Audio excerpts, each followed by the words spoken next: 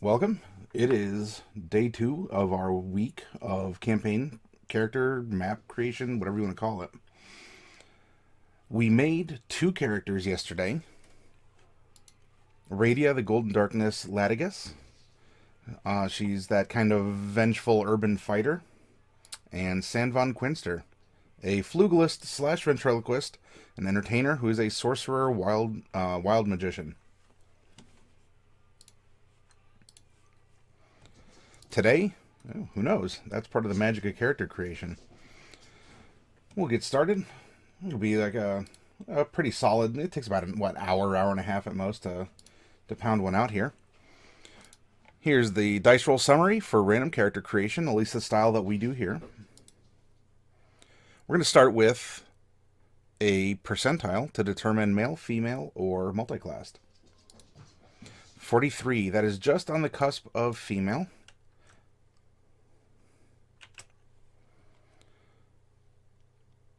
Next up, D10, reroll a 10. Nope, we have a 1. And subrace, that is even, so that's subrace 2. That is going to be a mountain dwarf. Ooh, I think this is our first mountain dwarf of the series. Unless Hjalmar from our very first week was a mountain dwarf. I forget. Mountain dwarf. There we go. All right. Race and subrace, nice alignment is going to be 2D100 to determine the alignment on the 2 axes. 5593, that is going to be lawful, chaotic, chaotic good. I'm sorry. CG, chaos good. Because English / common is an interesting language. Now we need to determine the level. That's done by a 1D100. Roll it. 90. Ooh, this is going to be a big character. 94 is level 17. And a level 17 what? We'll determine that right after we see of all of the levels, how many feats is this person going to take instead of ability score increments or increases or ASIs. That's going to be done with a percentile also. 82.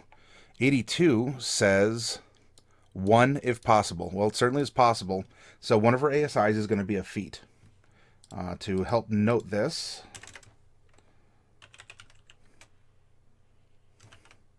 there we go.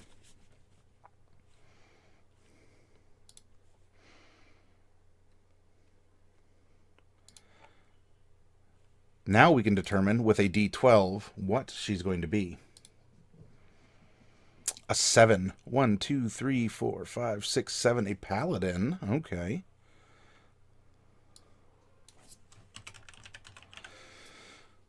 Now our paladins. So why can't I put that here? There we go. Okay. We get 2 other rolls. 1d4 for the fighting style and 1d3 for which oath this paladin is going to take. Roll the 1d4.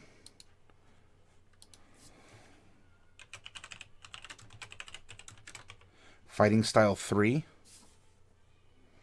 And oath was a d3. So we're going to hit that. Hit roll. The third type. Okay. Come down here real quick. Paladin. 1, 2, 3. Okay. Oh, great weapon. Okay. Great weapon and oath of vengeance. This will be interesting. There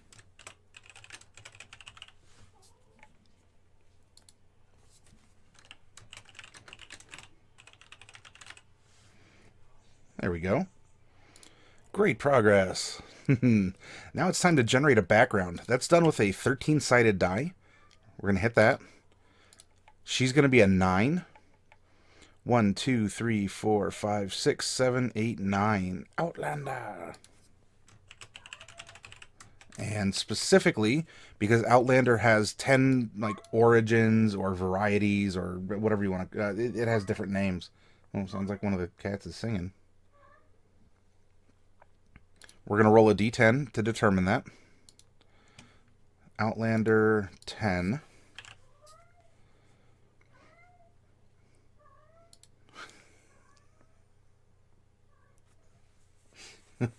He's singing.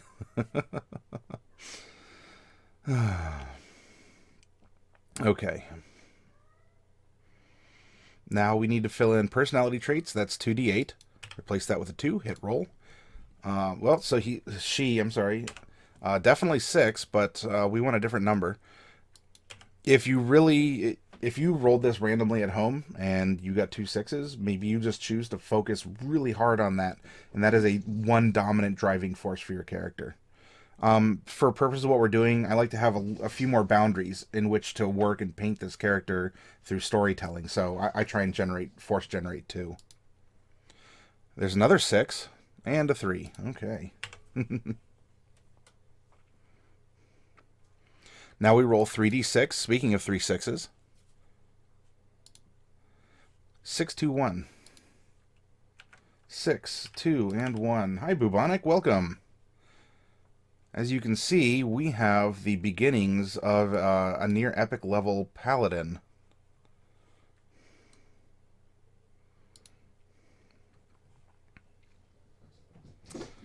Now that we have this, there's a few more random things to roll. Mountain dwarves have their own line here. They're going to start at 4 feet. We're going to roll 2d4 and add 4. She is 4 foot, 4 inches tall. We're going to take that same 4 that we just rolled and multiply it by 2d6. Okay, so we're adding 40 pounds, so she is 170 pounds. Now, mind you, that is just her. That's not when she's wearing armor, has a shield, or a great weapon, or something along those lines. Lastly, we generate her age. We do have the percentile roll. 29, consulting the distribution chart. She is a young adult. So something incredible has happened to help her accelerate to this level at such a young age.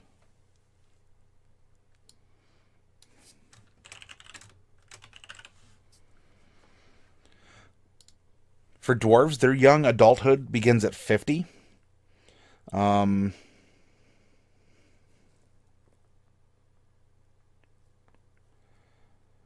We could probably give her about a 75-year spread in there to still be in that phase of life. We're going to turn this into a 75. Roll it, and we'll add it to 50. 53. So she is 103 years old. And there we go. These are the random placeholders, which mean that we can now minimize... Whoop. I don't have my books up. Haha, there we go. There we go. Bring that up. Remember, we're going to start with the background. Scroll to the O section for Outlander. Whoop. Too far, too far. You grew up in the wilds, far from civilization and the comforts of town and technology. You've witnessed the migration of herds larger than forests, survived weather more extreme than any city dweller could comprehend, and enjoyed the solitude of being the only thinking creature for miles in any direction. The wilds are in your blood, whether you are a nomad, an explorer, a recluse, a hunter-gatherer, or even a marauder. Even in places where you don't know the specific features of the terrain, you know the ways of the wild. She's going to get athletics and survival. We're going to give her an instrument of some kind. Proficiency, anyway.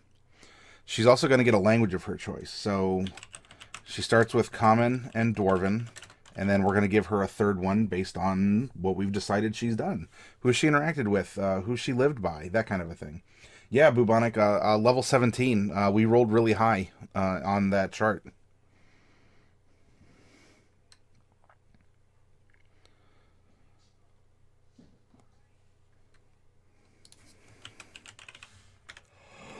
Okay, she's gonna get, pardon me, again, this is that reminder to breathe, not that I'm tired or disinterested, because I'm certainly not. A level 17 character, I'm really excited here. A staff. An animal trophy.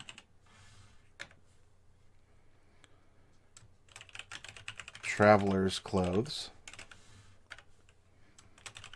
belt pouch, and 10 gold. That's kind of an efficient amount of things you get. Okay, so her origin was 10.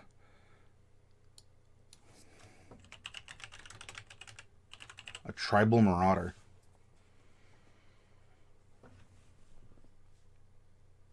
You've been to strange places and seen things that others cannot begin to fathom. Consider some of the distant lands you've visited and how they've impacted you.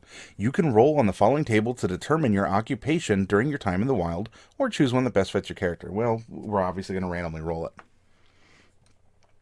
Our background feature is Wanderer. You have an excellent memory for maps and geography, and you can always recall the general layout of terrain, settlements, and other features around you. In addition, you can find food and fresh water for yourself and up to 5 other people each day, provided that the land offers berries, small game, water, and so forth. And that's good. Takes care of a lot of background stuff, right? Personality traits, 6 and 3. Oh, Bubonic asks, hey, can you post your random roll thing so we can look at it? Yeah, I can put that on the Discord, Bubonic. Here, this is a command. Whoops. I typed that in the PDF. If we do this, bingo.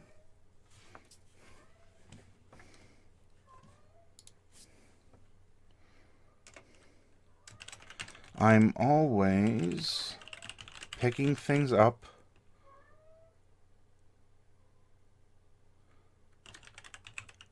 absently fiddling, and I misspelled that, with them, and sometimes accidentally breaking them. And 3. I once ran, I don't need to impress anyone by spelling it out, 25 miles without stopping to warn my clan of an approaching, I mean, we'll put orc, because it doesn't have to be orc, but of an approaching orc horde. I'd do it again if I had to. Let's fix these really quickly. There we go. Ideals is 6. Glory. I must earn glory in battle for myself and my clan. Bonds, 2.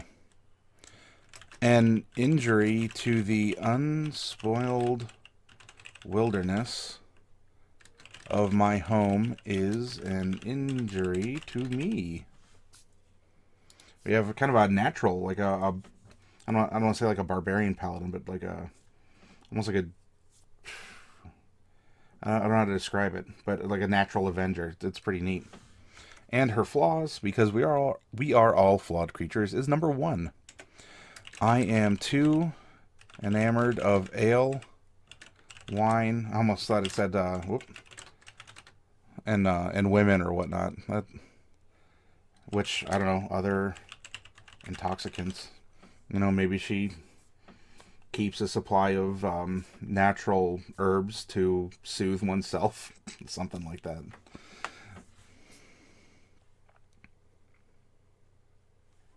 So she's a bit of a lush.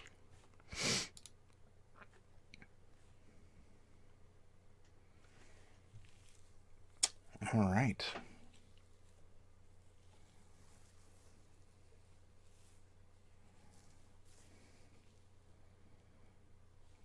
I think that does it for background. Let's come back up to races, and dwarves are first.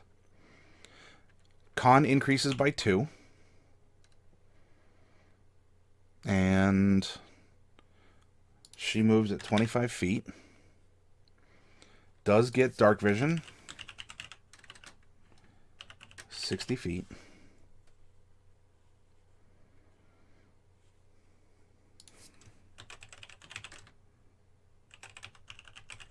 Dwarven resilience. You have advantage on saving throws against poison and have resistance against poison. So that's one less use that she needs to worry about her lay on hands. And by becoming immune to diseases, it's going to be very... let's look at it this way, right? She is enamored of wine and other intoxicants. That means that she's going to have to put in some major work in order to have the effects.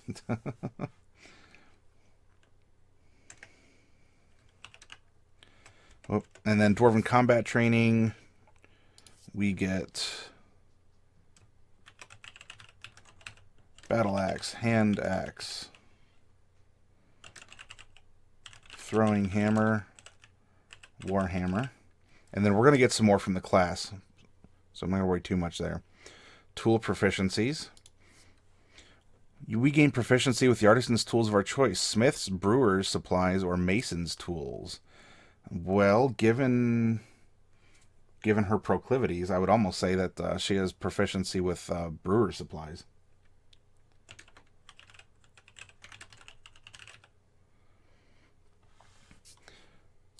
She also gets Stone Cunning. Whenever you make an intelligence history check related to the origin of stonework, you are considered proficient at the history skill, and add double your proficiency bonus to the check instead of your normal proficiency. We already have Common and Dwarvish, and we then add in, for the Mountain Dwarf, the subrace, our strength score increases by blip 2. And we have proficiency with light and medium armor. But being a paladin,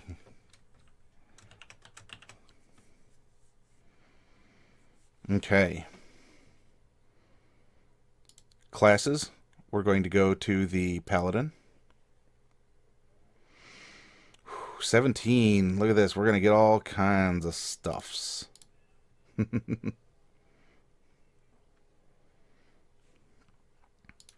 In total, she's going to have 17 D10s for her hit dice.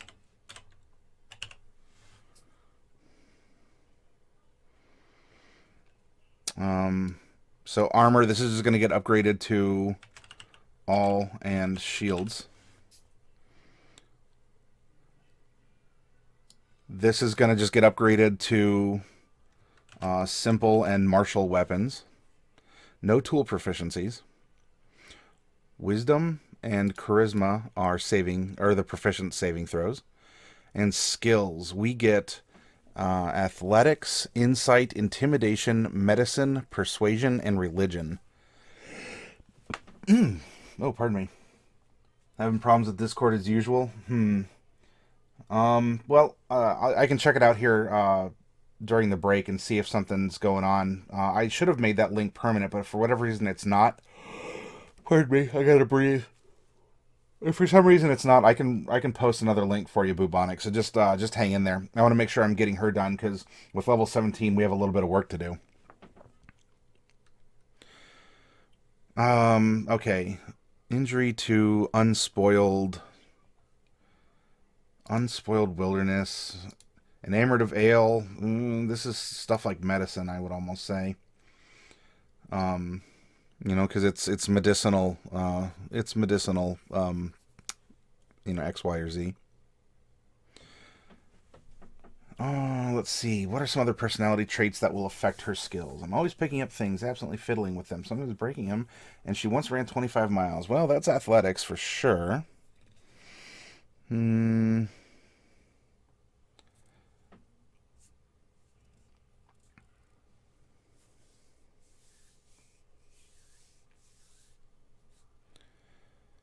Intimidation, insight, persuasion, or religion.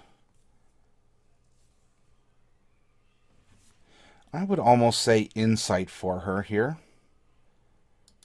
Right? If she wants to read who you are and are you lying about maybe something you've done to the wilderness or where you've been, or heck, even if you're trying to put on a show like you're trying to outdrink her or something, and she's like, no, you're not, then that would allow for a greater chance for her to detect your feelings and your sentiments as she has these interactions, right? She's a very empathetic person. She thinks about her tribe. She ran for her tribe, and insight can help reflect that.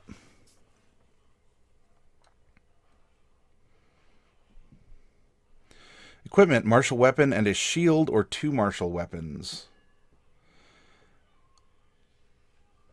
I think what we can do Right? She's a great weapon fighter. Let's just put in let's just put in some placeholders. Because honestly, at level 17, mundane weapons aren't really going to matter all that much.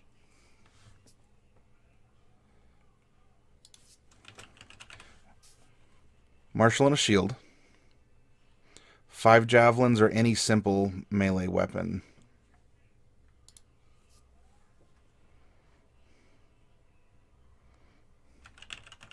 We'll give her a simple. So we might be able to do something fun with that. A priest's pack or an explorer's pack. Oh, you finally got Discord to open on this tablet. Oh, okay, good, Bubonic. Yeah, I can upload that. I can upload that file, and that way you can have some fun. If you wanted to change the probability distribution of what's on there, you know, you'd certainly be welcome to do so. Because on here, this was the way that I've set out the percentiles is just how many old adventures do you see? Like especially ancient, let alone venerable here, right? So you only have 20% of your adventurers that are going to be old or older. Whereas you look at the vast majority, you have 6 to 60. So that's a 55% chance that they're going to be young adult or adult, right? Because who old established time has time to go out and go adventuring. Eventually you might get some child prodigies. It's the same 5% as you get some ancient duders rolling around the countryside. So it's stated that most of that's going to be in young adulthood and so on. And you could, when you get this on the Discord, you can play around with the numbers, and that way you can generate your own character. You can redo the order of this if you want, but this is what we've done to be able to tell a story with the character before we're assigning mechanics. Okay, put that away for now.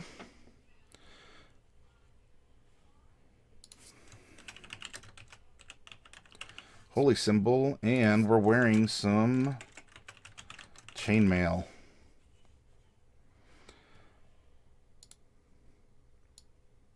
This is going to be up here. Therefore, we're going to get Divine Sense. That's a kind of a detect good and evil. That's a very broad description. If you want me to go through any of these features in more detail as I'm typing them out, please let me know and I'll do so. Otherwise, we're making a list of them that we can go back and reference them and talk about them or consider them as we're building her personality and her character.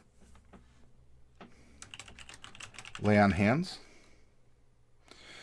The fighting style, we were generating great weapon. When you roll a 1 or 2 on a damage die for an attack you make with a melee weapon that you're wielding with 2 hands, you can re-roll the die and must use the new roll. The weapon must have the two-handed or versatile property for you to gain this benefit. Now, in this case, so we have a shield. If, let's say we took a longsword as the martial weapon, we could go sword and board with a longsword. And that would be a D8, and then we'd get the +2 AC. Or we could keep the shield away and two-hand our longsword for a D10, and then our great weapon fighting would come into play. Or we could just give her like a big guts berserk sword or something like that.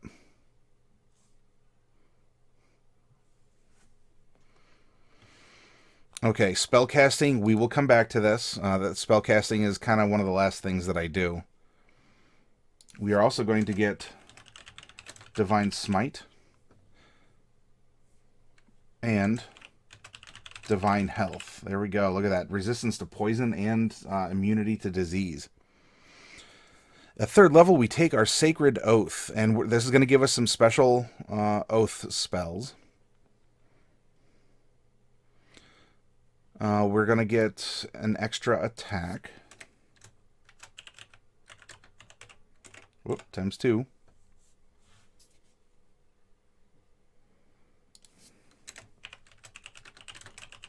Order of Protection. Oh, you know what? I don't have any music playing in the background. That's kind of not no bueno. Brewer. Yep, she's a brewer. She is going to be exploring all kinds of intoxicants. And you know what? If it can get her drunk, given her poison resistance and her paladin powers that can cleanse her of poison and disease, you know she's going to make some good stuff.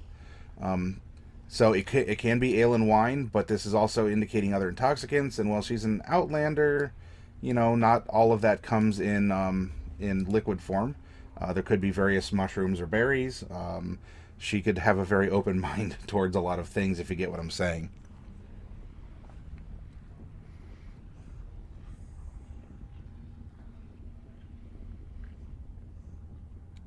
Aura of Protection. Okay, we have that. And then we have an Aura of Courage. Starting at 10th level, you and friendly creatures within 10 feet of you can't be frightened while you are conscious. And she's just shy of that, becoming 30 feet. Oh my gosh. Then we have Improved Divine Smite. We're just going to change this. Oops. There we go.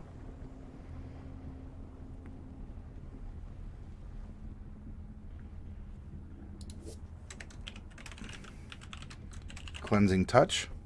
Beginning at 14th level, you can use your action to end one spell on yourself or on one willing creature that you touch. That's pretty good, right? You get enchanted or something, or you get dominated into attacking your friends, and she just goes up and bink.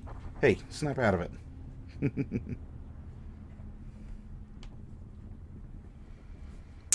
Okay, that's what we get from there. Here's our Sacred Oaths. We were going for Vengeance. Ancients would have been interesting, as that's... I don't want to say it's like nature-y, but it's... it kind of is. Alright, here's our Oath of Vengeance. The Oath of Vengeance is a solemn commitment to punish those who have committed a grievous sin. When evil forces slaughter helpless villagers, when an entire people turn against the will of the gods, when a thieves' guild grows too violent and powerful, when a dragon rampages through the countryside, all times like these, paladins arise and swear the Oath of Vengeance to set right which has gone wrong. These paladins, sometimes called Avengers or Dark Knights, their own purity is not as important as delivering justice. Here are our tenants, and so we need to make sure that as we build her and consider her for the story, that she is going to be staying true to these, unless we do want to work it into the story that she ends up fallen paladin and has to redeem herself. Hey Peru, hi Raytel. Yeah, so Rai, she could really lay on hands can do that because you can remove a poison. That means that she can make some very powerful stuff, or, you know, use it as some, like, initiation ritual, like seek your animal spirit and put you into, like, some death-like state, and then if you can survive that, she'll just, like, cleanse you. Hey, Zelda. You feel at cell level 17, this paladin would have to be seeking vengeance against a very powerful foe. I do agree, and we might even have some foes to consider for the map we're going to make next. Or at least for the area that we're in, based on the other two characters. And we'll go over those quickly after we finish here. So she's fighting the greater evil. When faced with the choice of fighting sworn foes or combating lesser evil, I choose the greater. No mercy for the wicked. Ordinary foes might win my mercy, but my sworn enemies do not. By any means necessary, my qualms can't get in the way of exterminating my foes, and restitution. If my foes wreak ruin on the world, ruin, it is because I failed to stop them. I must help those harmed by their misdeeds. We're going to get some oath spells, and I'm going to come back, and we're going to do magic last.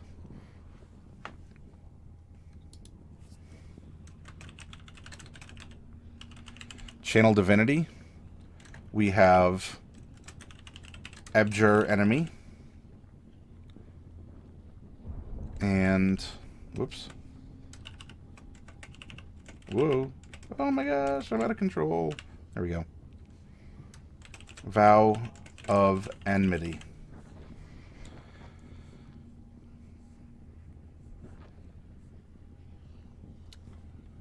We are a relentless avenger. Our supernatural focus helps us to close a foe's retreat. When you hit a creature with an opportunity attack, you can move up to half your speed immediately after the attack, and as part of the same reaction, this movement doesn't provoke opportunity attacks. Yep, you just keep pushing the fight. We're not an avenging angel just yet, but she does have the Soul of Vengeance. Starting at 15th level, the authority with which you speak your vow of enmity gives you greater power over your foe. When a creature under the effect of your vow of enmity makes an attack, you can use your reaction to make a melee weapon attack against that creature if it is within range. So you are just out to punish someone or something. Hey Shad, good to see you. Remember, by the way, everyone, check down below because there are some new codes for the week. Not like codes, but chat commands for going on adventures, for just having some fun. There's a Discord if you do !Discord, or if you want to see the YouTube to which these videos are uploaded, if you want to reference them in the future, it's !YouTube.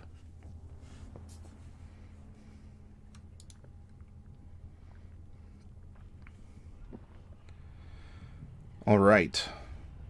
We are about there. Now, as we're building this character, for those of you who are just coming in, for you to consider, we will need to give her a name, yes, and her standard eye, skin, and hair. We do need to give her a third language, and she is proficient in some kind of an instrument. So as we are building her, as we're talking things out, making suggestions, meta comments that might actually translate in, feel free to offer what you think this character would slot in to these variables. Uh-oh, Peru's going on an adventure. Random forest. A twig snaps. Just a deer, you hope. But then pounces a giant elk. Only an 11 or greater can defeat it. You attack with advantage, adding a +2 modifier. Alright, Peru. Roll ! 2d20, and we'll see if you are successful. You roll a 2d20, it stops on 6 and 5. Well, so you have advantage, so you keep the 6 plus 2 is 8, but it's just not enough. The giant elk gets you. I'm sorry. Remember, you personally can do that same command every 5 minutes. Though for everyone else, they have to wait 1 minute for the command for Forest to specifically respawn. You or anyone else can still do the other commands in the meantime. And I mean for this as a fun way to, grind experience points, have fun, have some random encounters, and go from there. And you can still duel in battle, and, why am I derping out on the other one? Oh, well, you can spend them through Res Please, and Who Goes There is the other one.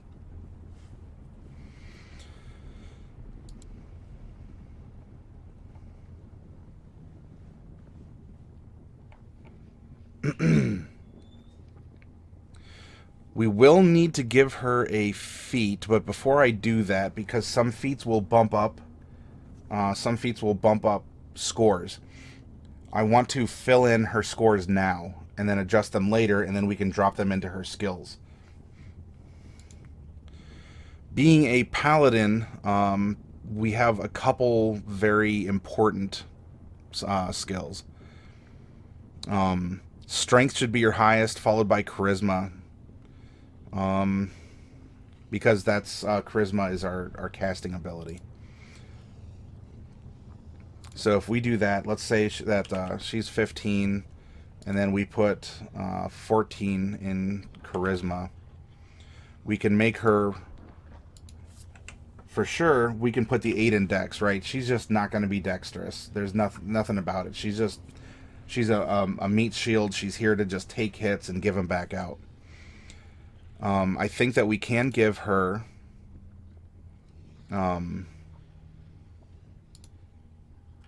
let's make her kind of hit point beefy. 13, 12, and 10.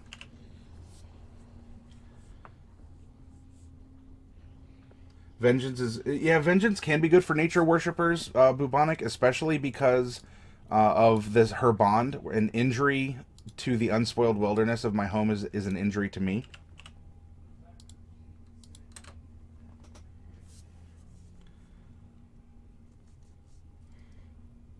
Peru won the duel versus bubonic.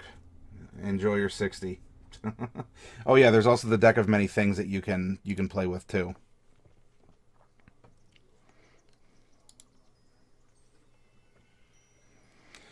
Let's add this in. That is 17, and that is 15. Now, she's going to get 4, 8, 12, and 16. So she's going to get 4 ability score improvements, ASIs. However, one of these is going to be taken up by a feat. So we're going to get to increase 1 score twice or 2 scores once, 3 different times. We should probably cap out her strength, meaning that one of these is going to be used to bring her to a 19. And then the other one is going to be used to bring her to a 20, and then we're going to add 1 to something else. If we do that to, let's say, her con, there we go. And now we can bump up something else, probably her charisma for her spell casting. And now we'll choose a feat.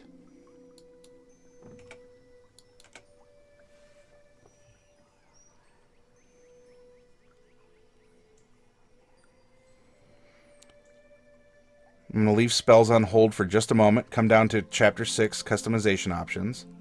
And let's take a look at the feats. She does use a great weapon of some kind. So something like Defensive Duelist is out and Dual Wielder. Athlete could be...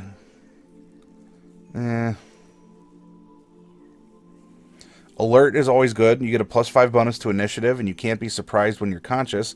Other creatures don't gain advantage on attack rolls against you as a result of being hidden from you. Right? If she's this Outlander and she's, from nature and all this, that could reflect her being vigilant. When you use your dash action, you can take a bonus action to make 1 melee weapon attack to shove a creature. Durable. We could increase our con. When we roll hit dice. I don't know. She can regain hit points. I'm not so worried about durable. Grappler. You've developed the skills necessary to hold your own in close quarters grappling. You have advantage on attack rolls. I don't really see her as that, though. Oh, Great Weapon Master. Let's take a look. You've learned to put the weight of a weapon to your advantage, letting its momentum empower your strikes. You gain the following benefits.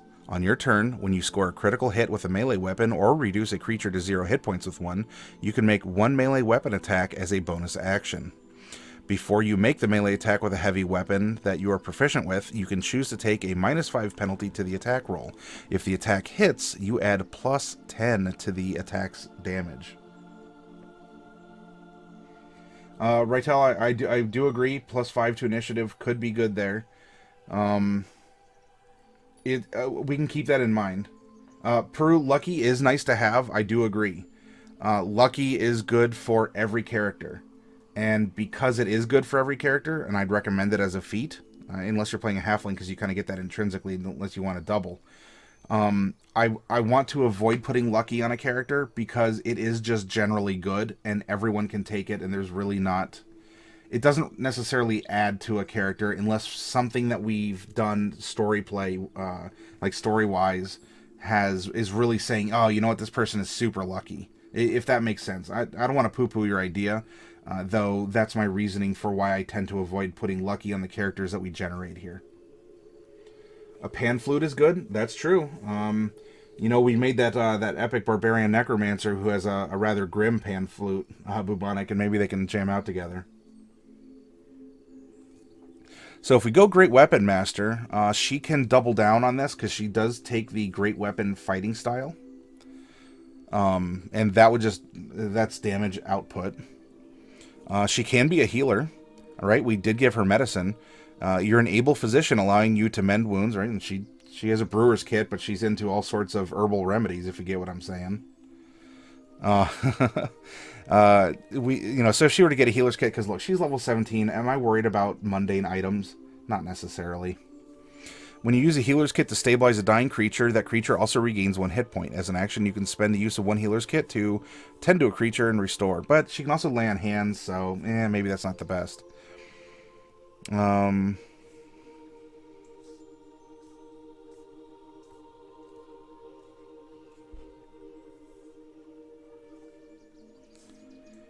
She can take Heavy Armor Master. Increase your strength score by 1 to a maximum of 20. While you are wearing heavy armor, bludgeoning, piercing, and slashing damage that you take from non-magical weapons is reduced by 3. That could be interesting, and that means that we could... Oh my gosh, the cats are in a mood. I could move that 1 point of strength that we would have put in into something else. So that's something, right? Because then she's just this like big, beefy brawler. She can take hits. She has a high con. She has hit points for days. We can take Inspiring Leader. I don't know if that's necessarily what would fit an Outlander tribal marauder. It's not that she can't be unfriendly with her party, but Keen Mind. No. Linguist could be interesting if she's traveled around.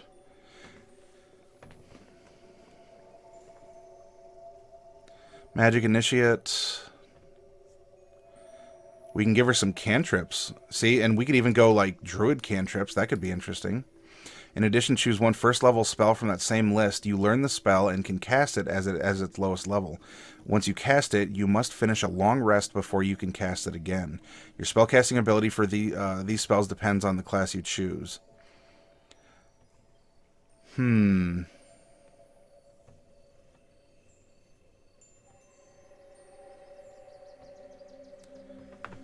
Or, so she has a high charisma already. If we went Magic Initiate, we could give her maybe some Bard backup, and she could cast off Charisma. And so she'll get some cantrips that could be useful. And a first level spell if necessary too. That might be a cool one, right? To make a paladin like that. There's nothing saying that we can't choose. In all honesty, we could choose Druid if we really want to make her naturey, because cantrips are whatever. And a first level spell, if it's a utility spell, honestly, her wisdom's not going to matter that much anyway. As I think. I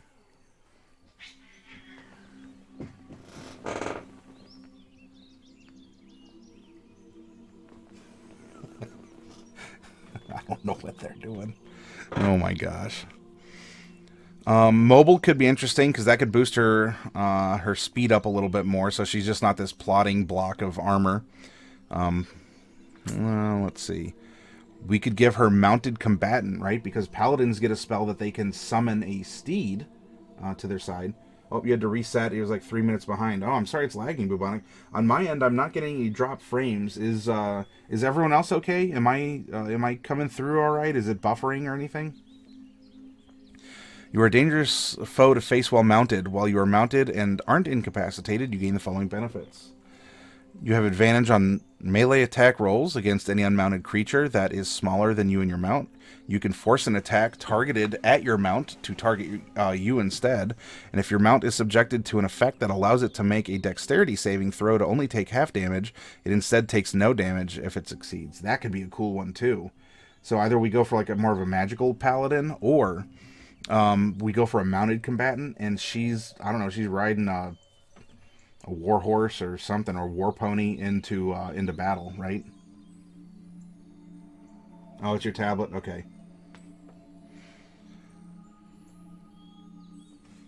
Observant, Polearm Master, Resilient. Resilient's a good one. That adds flavor. I wouldn't recommend Resilient for everyone, but you do get proficiency in a saving throw, and then you get to add one to whichever score that you are assigning that to. Ritual Caster, but we already kind of have stuff like that. Savage Attacker. Once per turn, you roll damage for a melee weapon attack. You can re-roll the weapon's damage dice and use either total. That could be good for damage output. Sentinel. When you hit a creature with an opportunity attack, the creature's speed becomes 0. That's pretty good. Creatures within 5 feet of you provoke opportunity attacks, even if they take the disengage action. So that's a feat that makes you sticky as a tank. A little laggy at times. It depends on the viewer's internet. Shield Master, that's already if you're proficient, which we are. If you take the attack action on your turn, you can use a bonus action to try and shove a creature within 5 feet of you. I think we're going to use a lot of our bonus actions for spells and smites and things. Skilled can just do that, give us more skills and or tools. Not going to be worried about Skulker, Spell Sniper, not really a Weapon Master. Warcaster's not really going to be relevant for what we're doing. Alright, I'm kind of leaning towards making her mounted. So she's a mounted combatant. or going Magic Initiate. Is there, between those two, or if there's one of the feats that we were mulling over, what would you like to see her be as per a feat? This is why I suggest people wanting viewers, but who would want viewers to set the minimum quality for a good stream. Yeah, well, no, 720 is about the average. Yeah, and I agree, Shadzar. I took your advice, and I think that everyone is fine to just set it to 320. Jeez. Yeah, nah, come on, 480. Or was it 460? Yeah, I since the first time I put it down to 720p at 30 FPS, Shad. So hopefully that's been coming through smoother for you. I remember you saying that you had a little bit of an issue for that.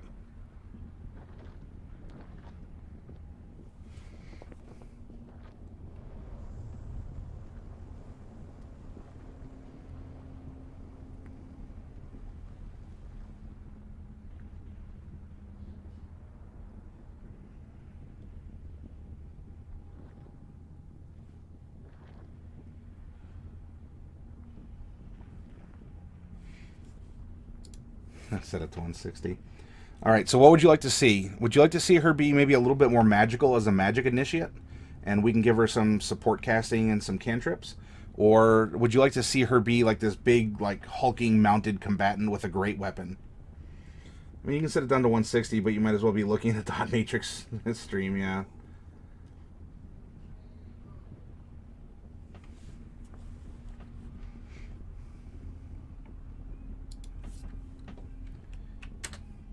Well, tentatively, to keep things rolling along, I'm going to put mounted combatant. I don't know, I see her like she's just this ball of, natural fury and vengeance. This will allow her to strike down people, quite literally strike down on people who are upsetting the balance, and track these people down through the streets. 144p on a 56k modem. Party like it's 1999. Oh, nice, Rytel. Alright, so we're going to incorporate her mount into her character and give her mounted combatant as a feat.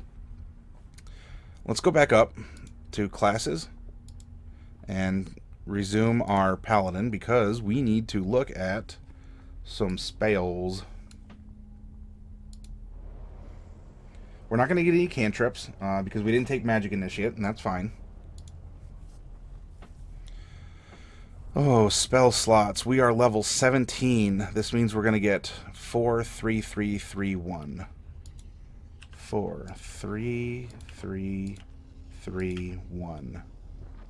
There we go. The Twitch servers are acting up right now on the user end, viewer end. Oh, that's a cool status update link, Shad.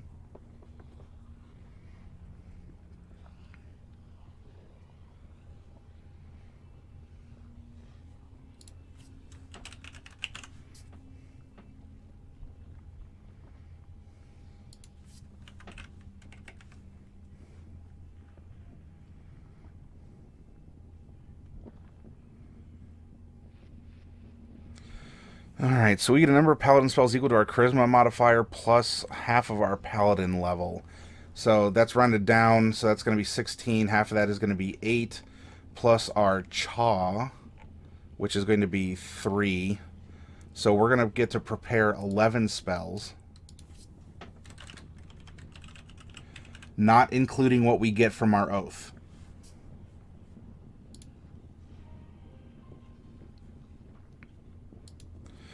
Spell is 8 plus proficiency plus, so that's going to be 11 plus our proficiency. Ooh, forgot to look at that real quick.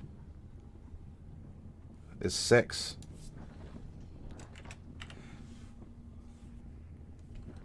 There we go. So 8 plus 6 is 14, plus 3 is 17. That's our spell save DC. Our spell attack bonus is going to be... There we go.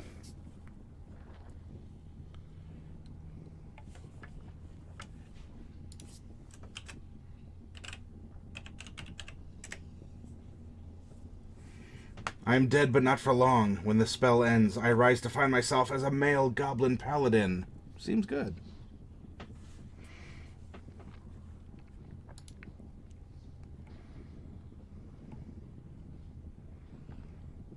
Devotion, Ancient, here we go.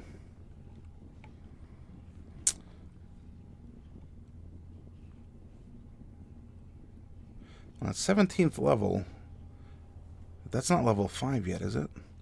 Oh, and I'm sorry, oh yeah, there's our 1/5 level. That makes sense. So we're going to fill these in. We're going to put our oath. This way we know that we are getting it from this source.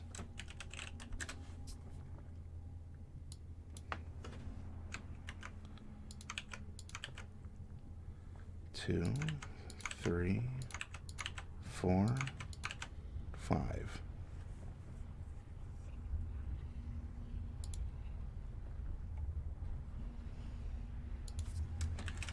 Bane. Hunter's Mark. Hold Person. Misty Step. Haste. Protection from energy. Banishment. D-Door.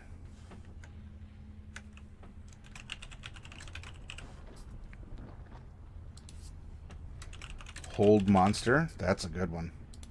And interestingly enough, but it makes sense, right? Scrying. You can find your enemy. Okay, those are our oath spells.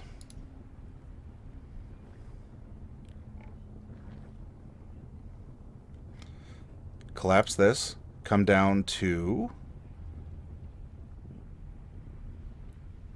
spells. Let's look at the Paladin spells. I'm going to go off the list. If there's something that you want me to explain specifically, if you see a spell and you're like, oh, what's that do? Please ask. I will be happy to go to that spell and read it, and we'll go over it with you. Peru goes on an adventure in the plains, nearing Russell. A rabbit? Jumping from the grass is a warg. Only a 10 or greater can defeat it. You attack normally, adding a +2 modifier. It's worth 50 experience if defeated. Well, let's see it. Pardon me. Hiccup.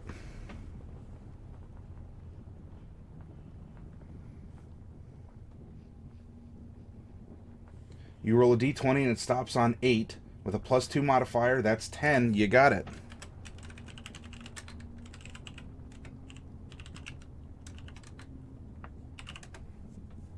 There's your experience back. Yeah, I know, Bubonic. Peru finally won one. Just barely squeaked it in there, too.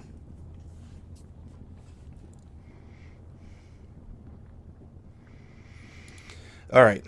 Now, Paladins can wake up and change their spells any day.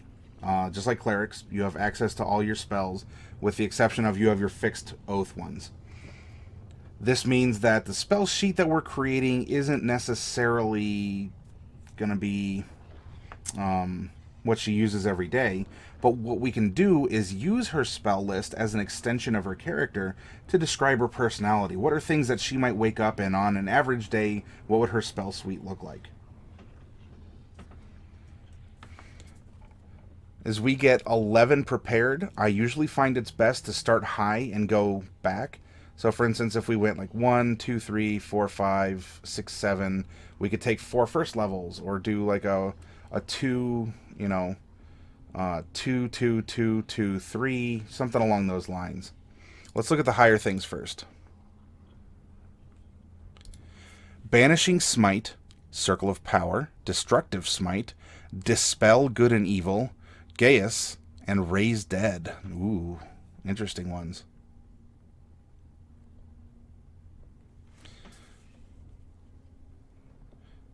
Well, we get Banishment as a spell. I wonder Destructive Smite. Let's scroll down. Caution, there's going to be flashing.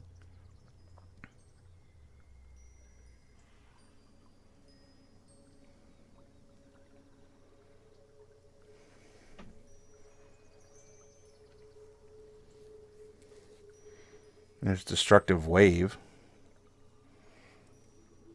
Did I miss something?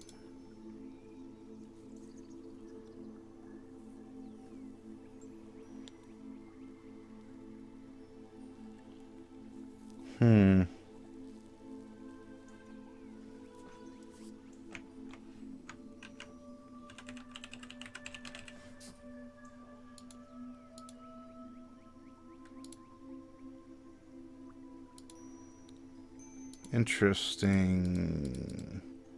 Yeah. It seemed to have... It's referencing something that's not there. I wonder if I missed an errata on something. Or if it's located somewhere else prior to this, and it's just listing it as a spell.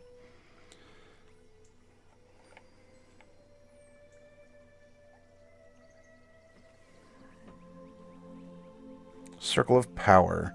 Divine energy radiates from you, distorting and diffusing magical energy within 30 feet of you. Until the spell ends, the sphere moves with you, centered on you. For the duration, each friendly creature in the area, including you, has advantage on saving throws against spells and other magical effects. Additionally, when an affected creature succeeds on a saving throw made against a spell or magical effect that allows it to make a saving throw, it only takes half damage. And then instead it takes no damage on the throw. That is concentration up to 10 minutes. That's pretty good.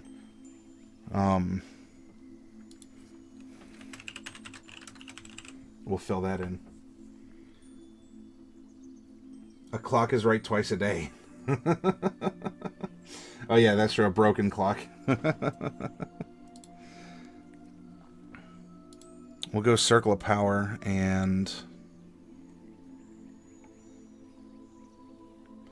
Banishing Smite. The next time you hit a creature with a weapon attack before the spell ends, your weapon crackles with force and adds an extra 5d10 force damage to the target.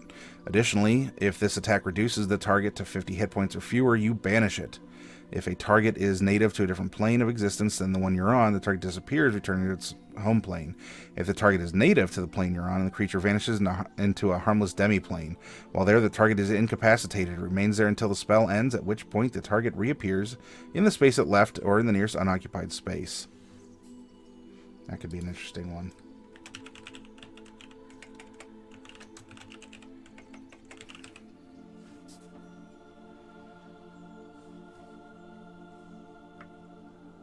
Uh-oh. Alright, Bubonic's going into the forest. It's just a deer. You need 11 or greater to defeat the giant elk. So you attack with advantage. 9 and a 2. Yep, 9 plus 2. You barely get that in there. You slay the giant elk. So we're going to add points to Bubonic 1. And you're going to get 200. Yay.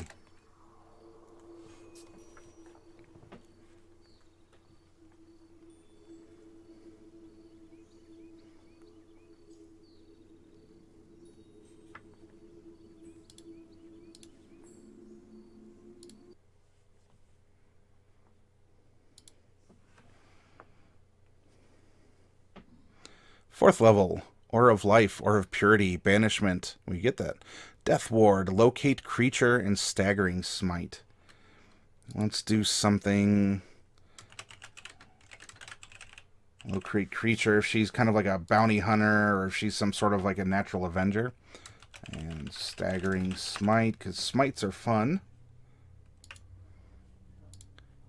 Oh, Remove Curse, Revivify, Magic Circle, Elemental Weapon... That might be a good one. Dispel Magic, Daylight, Crusader's Mantle, Create Food and Water, Blinding Smite, and Aura of Vitality. Let's see, we have 1, 2, 3, 4. Probably do 1 or 2 here.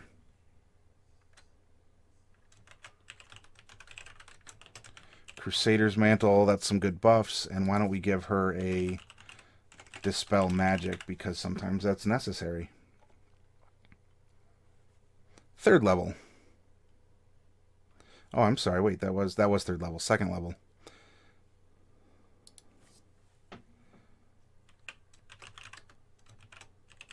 Fine Steed for sure. Lesser Restoration. That can help people out, right? She's only venging against evil people or those that she's pursuing.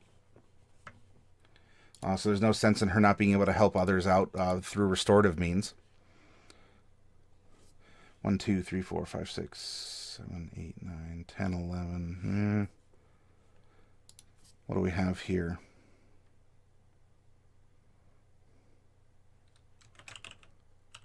Compelled duel. Definitely cure wounds. And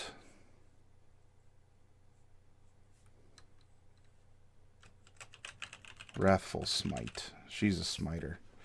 3, 4, 5, 6, 7, 8, 9, 10, 11. There we go. There's our 11 prepared, plus we have our oaths. She wakes up on any given day. This is probably what she's carrying. A blend of utility for who she is and what she does, and some offense in case she finds some trouble, which honestly, that's her job. We did take Fine Steed. She does have mounted combatant, so she can summon her steed and be able to ride around on it and get advantage on attacks. Which, it puts her a little bit higher up because she's 4'4", I think we had. 5 minus 1, 3, 0, 1, 3. 5 minus 1, 3, 0, 7, and 9. Our initiative is Paladin Speed.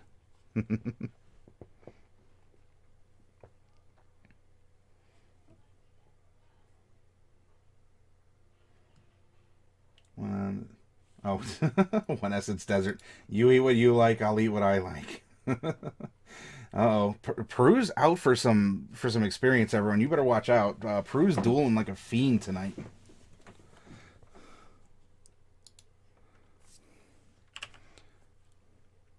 -1 in all of these dexterous things. There's that one, and there's that one. Wisdom is 1. And 7. 7. There we go. I think that was all of them. Arcana is 0, 0, 0, 0, 0. Nice and easy. 5 plus 6, 11 in athletics. That's the only one. Now we're just down to Chaw. 3, 3, 3, and 3. You beat me, so I'll pass from now on. Oh, come on now, Bubonic. Don't be shy. Someone has to fuel Peru's need to draw from the deck of many things. If it's not going to be you, who's it going to be?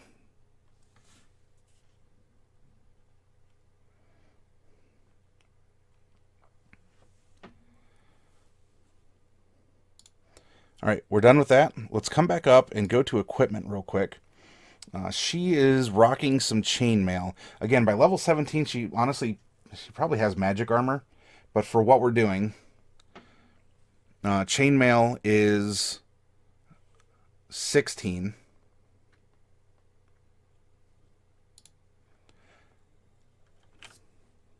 Though it's 18 if she's wearing a shield. And that's important because she has one and can use it. But she is going great weapon fighting. And with that, I wanted to run it past you. Because we want her to have a big, a big weapon of some kind, right? A heavy two-handed. There's a great axe. Okay, that's not necessarily bad. That's 1d12 slashing. There's a great sword with 2d6, meaning that your minimum damage is going to be higher. And what's nice with that great weapon, that allows you to re-roll the low damage dice, the 1 or 2. Well, if you get 2 1s, you can re-roll those into something higher. I'd almost say she should bring a greatsword into battle. She can take a halberd, which is kind of like an axe on a stick. A maul could be interesting, right? She just has this big club, like a great club. There is a great club, but a maul, I'm sorry, it's like a big hammer. A pike.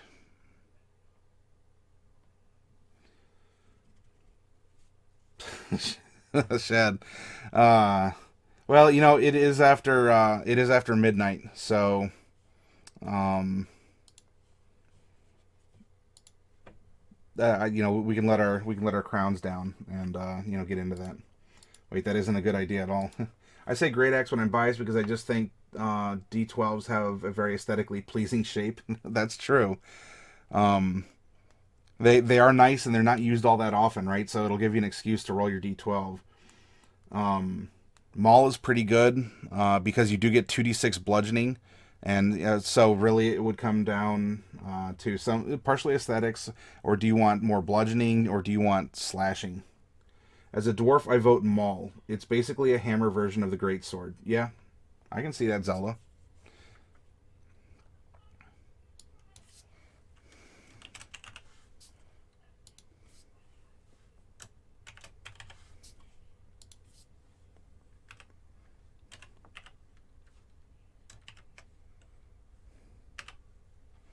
She gets to swing that big boy around twice.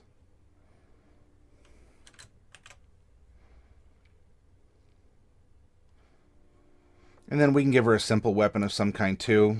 Just in case we can even say that as a backup, she has a great club.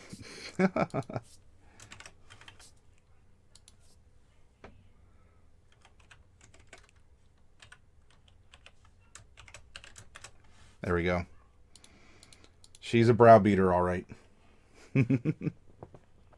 But again, we can give her a longsword, right? It has versatile. She can still use great weapon fighter with versatile weapons, as long as we're going two handed on the longsword, not sword and board style.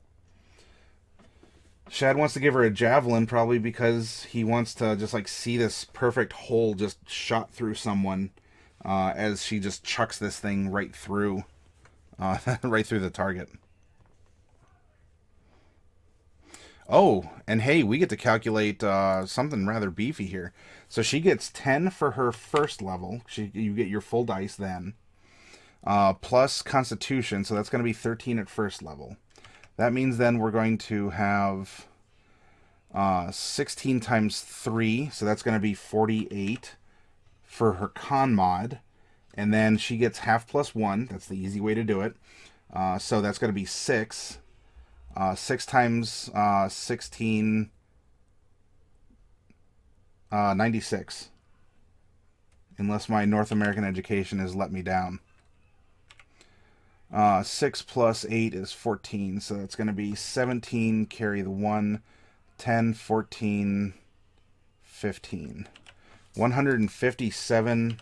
Look at that. Oh, she's... You ask where the beef. There it is. She's the beef. Dwarven size, so arrow throwing. Yeah, she's not even a monk. There we go. I think we have a really solid, in more ways than one, we have a solid looking paladin here. I mean, she's going to put the hurt to someone. And she's hunting. There's vengeance. We can all use this for the map section that's going to come up. So, okay. I'm going to take my like 5-10 minute break. I'm going to load up MS Paint and get all the other stuff going here. Think of a name. Think of some eye. It's not just the eye color, but shape. Are they dull or watery or sharp or sparkling? Or I don't know. We could say she's blind in one eye if we really wanted to. Skin. It's not just the pigmentation, but is it freckled? Does she have bumps or scars or tattoos? And hair is more than just length and color, too. Peru, that is a lot of HP. That's part of the benefits about being a higher level character with also a high constitution. Bobicus, this is a mountain dwarf, a female mountain dwarf. Yeah, with mounted combatant. So she's going to use Fine Steed, get um, an amazing horse, and she's going to just beat people down with a maul. It'll be amazing. She'll play polo with them. Okay, I'm gonna take my short rest, get everything loaded up in the background, think about this character and how you think she'll look, and go from there.